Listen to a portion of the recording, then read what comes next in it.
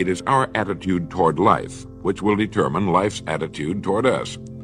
Let's face the fact honestly that we shape our own lives, and the shapes of them will be determined by our attitudes. A person with a poor attitude toward learning, for example, isn't going to learn much until he changes his attitude. If we take the attitude that we cannot do something, we generally will not do it. An attitude of failure, and we're whipped before we start. So we know then that what we receive from life, what we accomplish or fail to accomplish, is due in large measure to our overall attitude. William James of Harvard University put it this way: "The greatest discovery of my generation is that human beings can alter their lives by altering their attitudes of mind." And isn't it wonderful that we have this measure of control? Before we start talking about our attitude toward the world, let's talk about our attitude toward ourselves, since it is the attitude we take toward ourselves which determines our attitude toward the world. Now, right here we come to a rather strange fact. We're so familiar with ourselves, we tend to take ourselves for granted. We tend to minimize the things we can accomplish, the goals we can reach, and for some equally strange reason, believe others can accomplish things in our field which we cannot. There are literally millions of human beings living narrow, darkened, frustrated lives, living defensively, simply because they take a defensive, doubtful attitude toward themselves, and as a result, toward life in general. Many people are suspicious of and oppose change, yet change is the one thing in life on which we can absolutely count. People who stay young all the years of their lives not only welcome change, but see it for what it really is: new opportunity, new chances for further fulfillment. Attitude is a reflection, a result of a person's will. It is incalculably powerful. It can bring about marvelous results for us, but we need to train it patiently, day by day.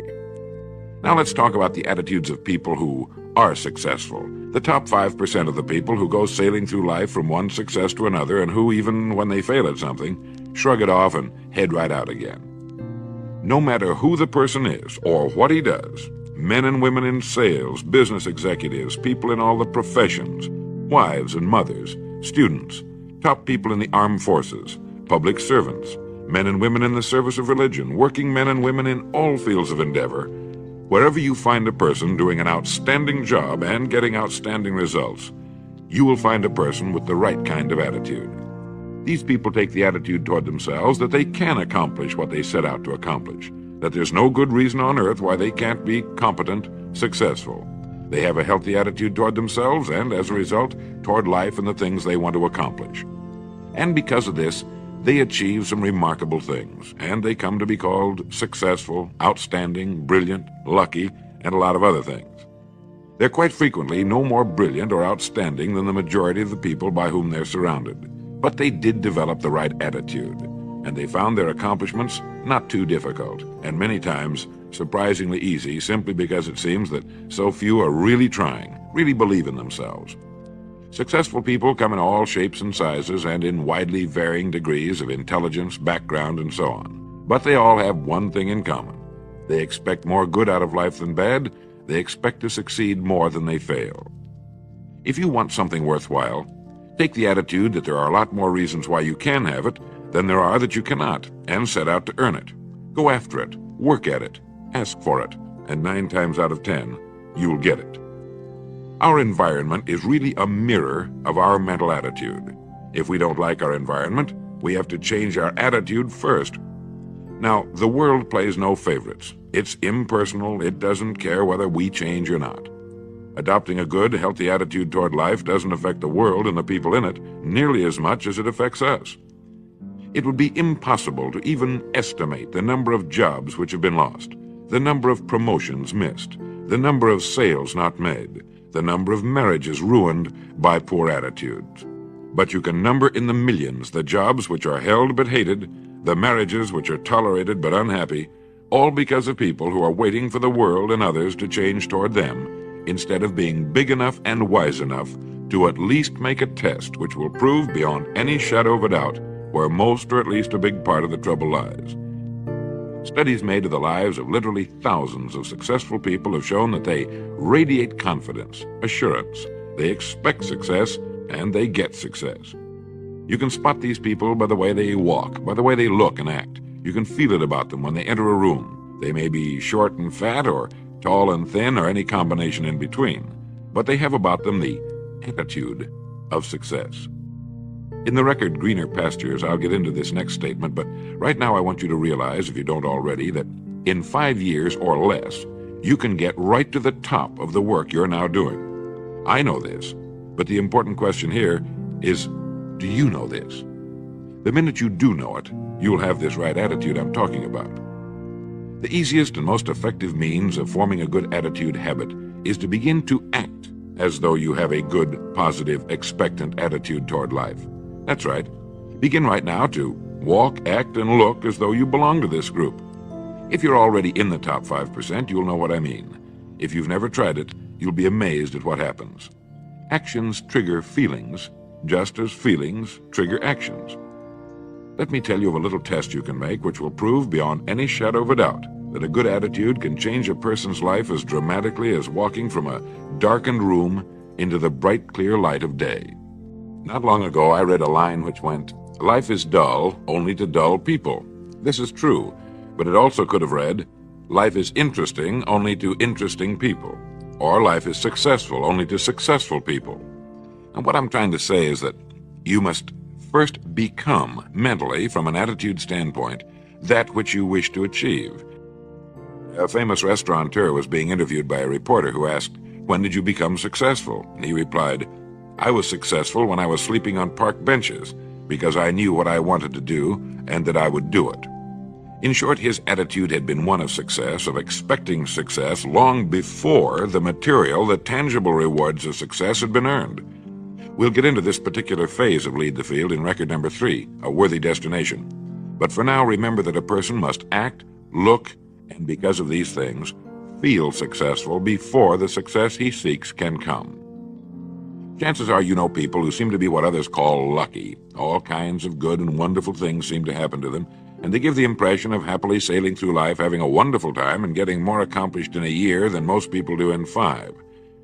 This has been figured out fairly scientifically, and if anyone will conscientiously go about the test I'm going to recommend, and stay with it every day for the next 30 days without fail, that person can join this small, happy, and extremely productive group of people. He'll find himself becoming lucky, as they say, and most of his problems will pretty well take care of themselves. Of this you can be sure. The results will be nothing short of amazing. Now, it makes no difference how good a person's attitude has been in the past. Anything can be improved upon, and it's the small refinements upon something already good that makes it great. So here's the test. For the next 30 days, act toward the world, everything and everyone with whom you come in contact, with the attitude which represents the kind of results you want to achieve. That is, if the result you want is more success in what you're doing, act as though you are already in possession of the success you seek. If you want others to treat you with admiration and respect, treat others with admiration and respect first. Have you ever stopped to think of this? Every human being on earth is the most important human being on earth as far as he or she is concerned. You may never get anyone to admit it, but it's a fact. So for the next 30 days, treat every person with whom you come in contact as the most important person on earth, remembering as you do so that as far as that person is concerned, he is. Now, the reason I say treat everyone in this fashion is mainly because this is the way human beings ought to treat each other, and because it will help you form a habit that will bring you amazing and delightful results for the rest of your life. Have you ever noticed that the higher you go in any organization of value, the nicer the people seem to become? You see, the bigger the person, the easier it is to talk to him, to get along with him, to do business with him. Do you know why? It's because he's got a good attitude, and people with the best attitudes just naturally gravitate toward the top.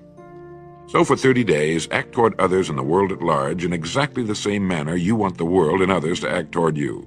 Treat your wife or husband as the person he or she really is, the most important person in your life, and the same with the children.